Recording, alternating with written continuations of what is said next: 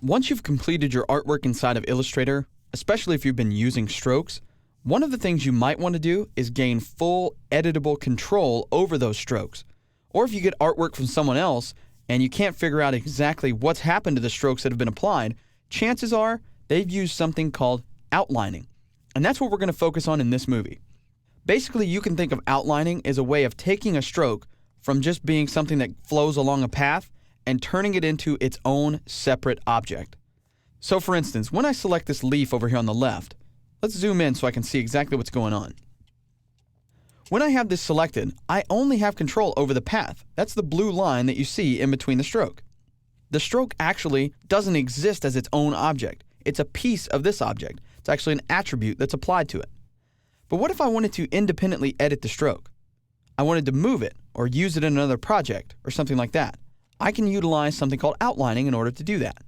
In order to outline a stroke or to turn it into its own object, you go up to the Object menu, you go down to Path, and you select Outline Stroke. Once I do that, you can see that the stroke now becomes its own editable vector object with tons of anchor points all around it. If I wanted to utilize this stroke as its own object, I could then select it, but when I select it, I notice that it grabs the underlying path as well.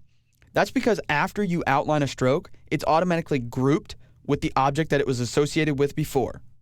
If you want to get this alone by itself, you can either ungroup it or enter into isolation mode.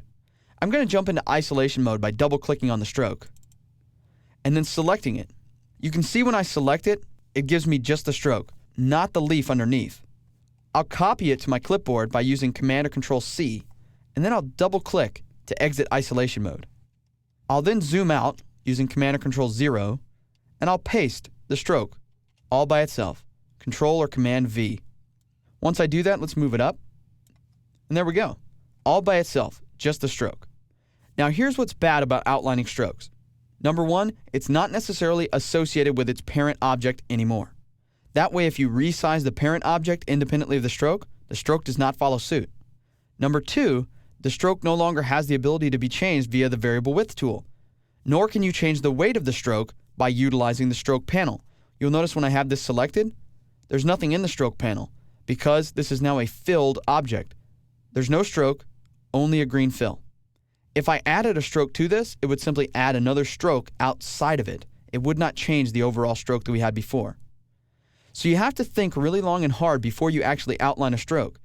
And there are certain instances where outlining a stroke makes more sense than not outlining it.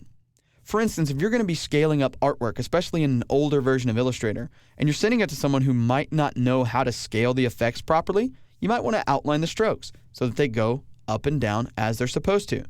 In Illustrator CS6, that's not such a big deal because you can set it up in the preferences to make sure that strokes scale proportionally no matter how you resize them. But like I said, if you're sending this to someone who doesn't know a whole lot about Illustrator, you might want to outline the stroke to ensure that it looks the same no matter what they do to the file after they get it. In any case, outlining a stroke is certainly a great way to get full control over the vector object that is your stroke. Once you have control over it, you can manipulate it independently, change it, do whatever you like to it. The only problem is it's just not linked to that original object. So if you ever find the need to outline your stroke, hopefully now you have a better understanding of how to do so and why you would ever need to do it.